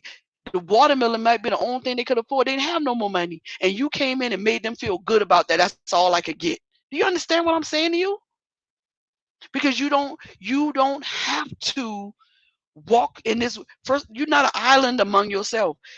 If God wanted us to be by ourselves, He would have never slapped Adam to sleep. And when Adam woke up, he looked over there and said, "Dang!" He probably did, but I didn't. Whatever. I changed the story. But he gave Adam somebody. When the animals got on the, because I know some people like scripture because they like to understand. When I'm talking, I know I might say things that are funny or off, but I'm always coming from that word. I promise you. When them animals got on, he told them two by two because everybody and everything needs somebody. The black widow spider, she needs somebody. Okay, she eats him when it's over, but she needed him for that few minutes before she ate him. Everybody need. I'm sorry, that was off the point. Yeah, whatever. So everybody needs somebody. Everybody needs an ears for somebody to listen to. Everybody needs a shoulder to cry on. Everybody needs somebody. You are not an island amongst yourself. And I don't care how all right I look sometimes. Getting on today was very hard for me because I don't like losing my cool. I don't like people bringing me out my character. I don't like being escorted to my car by public safety because it makes me look like a criminal. I don't like that stuff. But I knew that I had an obligation. I knew that I realized that the enemy was going to act up. I just didn't realize he was going to do it in the way he did it this morning. And I let him win a little bit because I can't, because I let him bring me out of who I was. But he didn't stay a winner. Just because you win something don't mean you're going to stay a winner. Because he showed and went on this show tonight. I done been on this show an hour, 35 minutes, and 47 seconds longer than he thought I was going to be on here. Now tell somebody that one.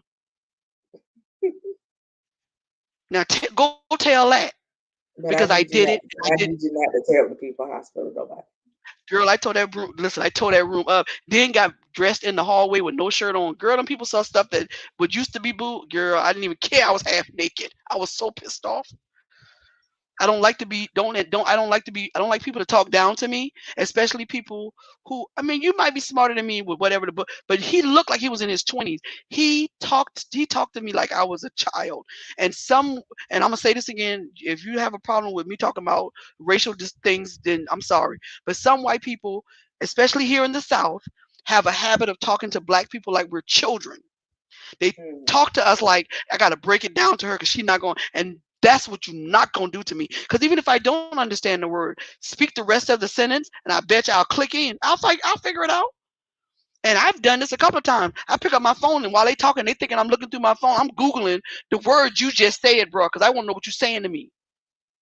And so that's what happened today. But the devil didn't win today because I'm on this. I came on. I couldn't get my halo light on until 3 seconds before the show. All my notes I couldn't get. I had to do it through my phone, but it was done, and it was done in the name of the Almighty, the Father, and I got my message across, and people listening, and people are responding, and I'm doing exactly what I set out to do. And y'all may think it's silly, and that's fine, but when things go the way that I plan them, or they go in a way that is as positive as it can go, I'm still shocked because to me, like I told you last, I'm still the fat girl tripping over stuff and shy and running away from stuff. I'm still me on the inside.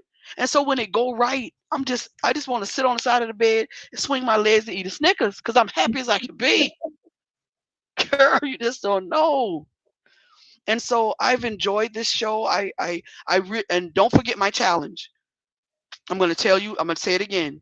The challenge is this: 5 pieces of paper. Go in any direction you want to. Go as far out as you want to. You can do it at work if you're in cubicles. You're going to write on there, I really, really want to know how you're doing. I really, really want to know, do you need anything from me? Return this to me and let's start a dialogue. Let's be friends. And then God just gave me this. At the bottom, do you want to be my friend? Yes or no? And put them little check box. I used to love when people just send me them notes. So that's what you do. Make sure at the bottom you put the 2 little check marks. Say, do you want to be my friend? Yes or no? Watch you change somebody day because they're gonna start thinking back. And if you, I wish I knew how to do them little things that I couldn't. I can't. You couldn't make them, but them little things you used to do, and they had the little thing. Make one of those and give them. And if you know how to make it, and give it to the people in your office. And put a little and whoever gets whatever and whatever in a certain row or whatever, they get a little prize. I don't care if it's a donut from Dunkin' Donuts.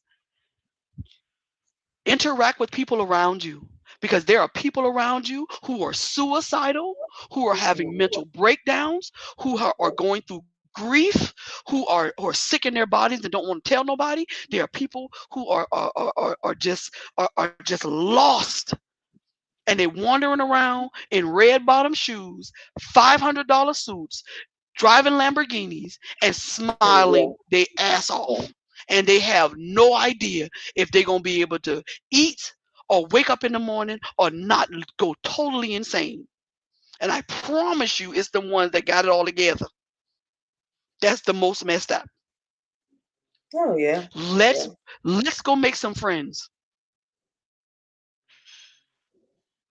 That's right, Crystal. That's how they look at us. Like we don't know nothing. Like we're like, and they talk to us like we're children because it's like I always call it. It's plantation think. It's something that's carried on through generations. Because somebody mama told them, they're a little slow. They not they ghetto because they done took ghetto to mean slow or mentally impaired. With it, that don't have nothing to do with it. But I mean, I guess that's just what it. Man, don't, I love a Snickers. Yes. Then they messed up and came out with a king size. Stop it! I quit. Um, did I dribble just now? I might have. Sorry. So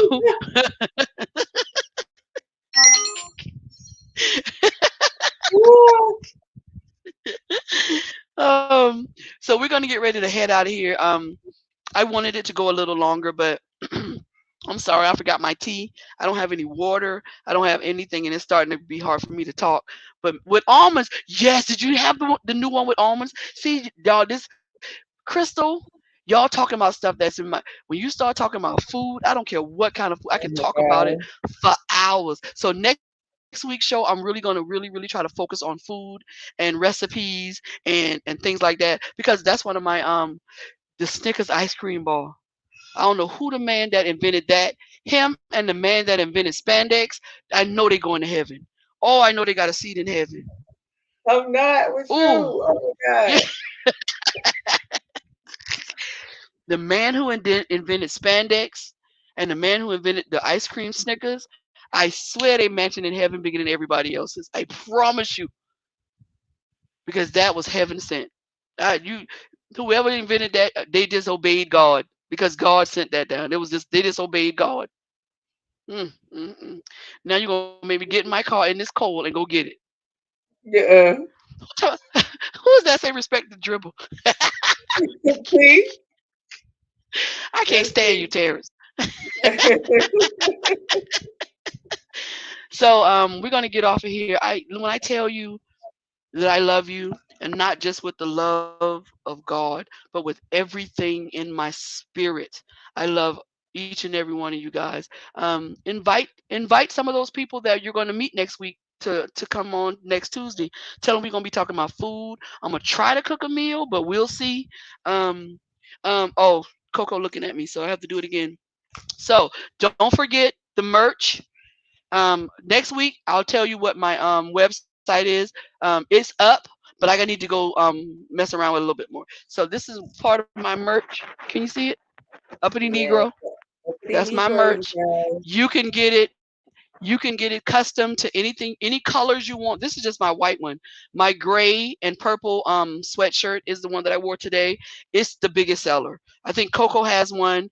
Coco and Quint bought the my bought them like the first time I brought them out. So that those are I my. also But you have can the make it face any mask color. for you guys. Yeah, I have face mask.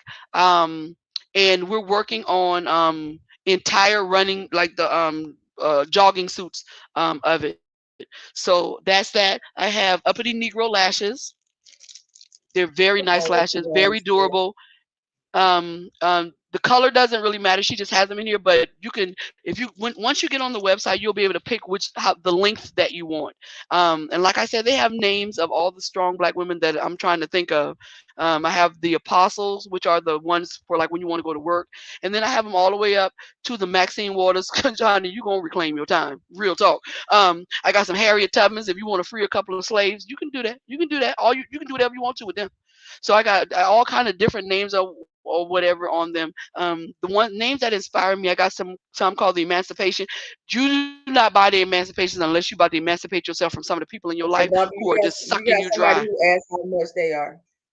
Oh, oh, the not that expensive. The lashes are $12 and the pen is 10. So for both of them, $22. That's it. Okay, and how much and are I the will shirts? and I will send them to you. Oh, the shirts. Now the shirts are 25. But if you go up into like once you get past the 1X, then you add $3 on to whatever extra size. So if you get a 3X, then it's $3. If you get a 4X, then it's $6 because you have to go up every size. The sweatshirts are 35, and they go up $4 every time you go above a 1X. Um, these are really good shirts. They're Gideon. Is that how you say it? Gideon? Mm-hmm. The brand, the name brand that's here Yeah. in Charleston is they're Gildan or Gelden, whatever, but they're really good quality, and they wash really good. The vinyl doesn't come off. It just really good material. I don't give anybody anything that I wouldn't wear. The face mask, every time I get them, they sell out. Every single time I get them, they sell out. I've sold a couple of them to white people. I told them, you better leave that. Don't, you better not wear that out, but they don't listen to me. So the face mask always sell out. Like I said, I'm working on two How piece much are suits, the first but one? the face masks are seven. The face masks are seven. I'm still trying to find somebody. The only price that will go up are the face masks. The face mask might go to 10, depending on who I find as a because the person I had originally got a better job, I guess. But I won't the prices on my t-shirts and stuff. If I won't pay it, I'm not gonna ask nobody else to pay it, and I'm not paying $40 and $50 for a t-shirt. I'm not doing it. I know my worth, and if my worth, um, I'm not paying for. If I'm not gonna do it, I won't ask nobody else to do it because I think it's ridiculous to pay that kind of money for t-shirts. And once you get the jumpsuits done, what you gonna do with the price of those? I don't know yet because I don't know if they're gonna um, how they're gonna price them to me. If they're gonna price it as a suit or they're gonna price it to me separately. So I'm gonna let y'all know by next week. Hopefully I'll be done found somebody. Oh, that was the most ghetto thing I think I said tonight. I'll be done found. Yeah. So I have a couple of friends of mine looking for t-shirt makers because I don't want to do it on demand because I don't want to order 16 boxes of one color. You feel I don't want to do that. I want to be able to do. Or you call me, tell me what you want, and I tell you, what I want. I might get two of what you ordered, just so it'll be like in a bunch. But I'm not ordering no 15 shirts like this. Why would I do that? Because you can change this uppity into a you can camouflage it. You can if I get up, will that be like bad showmanship or Yeah. something? If I show them one of my other ones? Yeah. Just give me a second because I can show you how you can customize it. Oh, if I can reach it.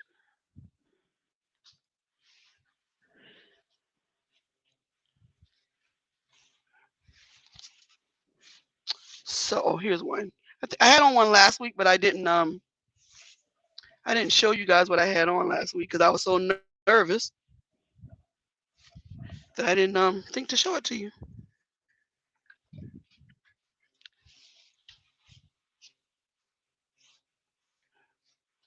Okay, so this one, the orange one I'm gonna show you is my favorite one because you can really, really, really, really see it.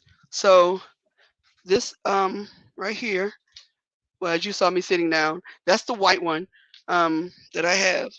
This is the one I had on last week. Yeah, that's the camel one. This is the camel one. This is one of my favorites.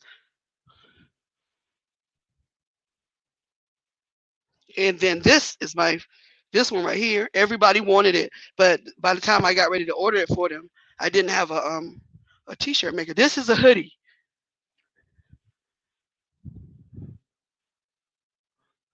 and the Yeah, that's camera the one. doesn't. You can't really see how orange it is, but this is like orange. But this is my favorite shirt. I love this one, and It I've came had it out for real a good. few. Other orange one. Yes, it did. That orange is and that green on there. So you can customize it, and it doesn't have to say Negro. Like my pastor want hers going to say uppity apostle. And you can get whatever colors or whatever you want to get it customized. All you got to do is tell me, and that's what I'm working on my website. How I can get you to order it, and then tell me how you want it. But I have so many styles and designs. You probably won't even want to Yes, they change can anything also be on it. done in. I'm answering the people in your thing. They could also be You done in see, purple because the one I have from her is purple and gray. that purple and gray is pretty. I had it on today, but I don't even know where I put it at. Somebody said orange like that box. Yep, orange just like that box of macaroni and cheese. It looks just like macaroni and cheese out the box. Ain't nobody but Terrence. I know it ain't nobody but Terrence because he ain't got no manners. That was Fred actually. Fred, don't let Terrence jump into your spirit here. I do have. I think she already answered that question, but I do. I can Yeah. have the T-shirts. And can you do me a favor, y'all? Even though I'm not quite finished with the website, I trust and love each and every one of y'all on here. So do me a favor. Go to uppitynegro.store. Type it in, Fred. Store. Can you type that in for me, Fred? I love you. It's uppitynegro.store, and you can look at just about not all of them, but just about all of the styles. You can see the mask, and you can see the the lashes and the pins that are on there. But don't order anything yet because I haven't figured out how, if somebody wants to custom it, how I'm going to do that unless they email me. And that's a lot. That's just a lot to do when you shouldn't have to do that. Everything should be on the website. But because I'm doing this by myself and I want to learn how to do it on my own, I'm still learning. But go on there and look at what's on there. You'll love that purple. When you see that purple and that gray, man, it's going. That's what everybody orders first, and then they come back and get the rest of them.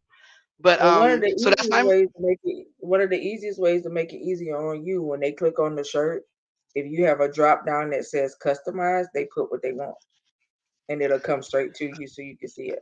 Well, I'm a. Well, me and you. Let's me and you set up a little time where we can share screens and you can show me how to do that on there. Okay. Okay, but I'm gonna let y'all go. Y'all were determined to make me make this a 2 hour show, and I love y'all for that too. But that's my merch. I'm gonna try to talk about. There's a commercial that we have that will start playing um, to take breaks in between. But by the time I'm ready to take a break, we be so deep into the conversation. I don't want to break and mess up the momentum of what's the conversation that we have going on. I'll play it at So the end. one more time, five people, five people. Ask them if they want to be your friend, yes or no. Checkbox, and ask them how you doing for real. Do you have everything you need? What can I do to help you? And if you can't help them, go on the internet instead of scrolling and find a foundation or organization that can help them. Find something that can, even if it's a video on how you can do this, is that help them. And let's start a dialogue. Let's start our own village. Let's meet the people in our village. Let's meet the people around us because somebody needs you just to say, just to tell them hi, man. I promise you. So that's my challenge for next week. And we'll do something fun next week. The show that God wants me to do. I really don't want to do it, but and I probably could hold off for just a couple of more shows. But we're going to talk about childhood abuse, and how it affects you um, in your adulthood. And because I'm so candid and truthful, that is going to be a show that is going to if you're triggered, I'm going to tell you about it now, and I'm going to tell you about it next week until I know when I'm getting ready to do it. If that's a show that is going to trigger you, um, if something has happened to you when you were young, then it may not be the show for you because I'm not going to hold anything back, nothing. Just like I'm going to put it in my book, I'm not going to hold anything back. So if you're triggered by things like that, then maybe that may be the show that you need to miss. um I know you people are expecting me to say, well, that's the show you need to see. No, nope. Because when I see things and I'm triggered by them, I tell myself I wish somebody had told me. Let me give you one example, then I'm leaving. My mama and my apostle told me, do not watch Precious. And for 2 years I didn't watch it. And one day I had, I'm a minister, man. I can just everybody talking about this show. I want to be in discussion too. I watched Precious, and I literally um lost 4 days of my life because I regressed so far back into my own brain. I cannot tell you what I did for those 4 days. And I because that movie triggered me so bad that I lost myself. And so if talking about things like that is going to trigger something in you, then don't come to the don't look at it. But if you think it's going to be helpful, which I think is going to be, then join us. And I really, really want you to join in the conversation in the comments for that show, because I'm going to need all of y'all to keep me from rolling into myself, or to keep me from joking, because I make jokes when things make me uncomfortable. And so I'm holding off on that show.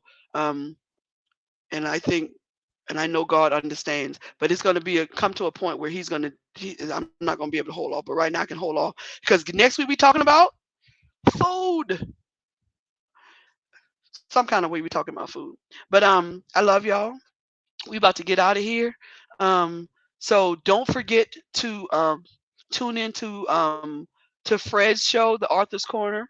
I think I'm saying it right. Don't forget to tune into Coco and Quint's show on Thursdays, I believe, at 8 o'clock. Yep. Am I right? Okay. Yep. Don't forget to tune in to their shows, and of course Terrence is going to be there, and I'm going to be there as much as I can, and just y'all, let's support each other. And I hope to meet everybody in these comments. I hope to meet each and every one of y'all in person. But let's do my challenge. 5 pieces of paper. I promise you, the way it's going to make you feel great at the end of the day that you made somebody smile is going to do something for your life. It'll do something for your ministry. It'll do something for you. So I'm going to head out of here. I don't know how to. Sometimes I just don't know how to end the show, but we'll work on that. We probably end with Mr. Engineer putting up the. Oh, I got a commercial coming up. Okay, so we're going to end it with a commercial. And thank you for allowing God to use you. Oh man, thank you. I thank y'all for listening to me, and listening to what God has to say through me, even though sometimes it comes out a little crooked. But y'all got the point. All right. Thanks for joining us, Coco. Appreciate all of y'all, Fred and Terrence. And I missed Quinn tonight. If she doesn't call me in a little bit, y'all let her know that I missed her. She was greatly missed. Thank y'all so much for coming. Join me next week, Tuesday at 8 o'clock for the takeover. And let's take over somebody's kitchen. How about that? That part. All right. I can't wait to hear about you guys and your people and all the new friends that you guys made. So love you guys, and I'm out of here. Roll the commercial, Fred. My Life Has Destiny is a faith-based podcast that talks about testimonies of faith, hope, redemption, restoration, and the perseverance of ordinary people through the extraordinary power of God. Join host Quint Jones, Coco Fenton, and introducing Terrence Jackson every Monday and Thursday nights, right here on Trailblazers Radio.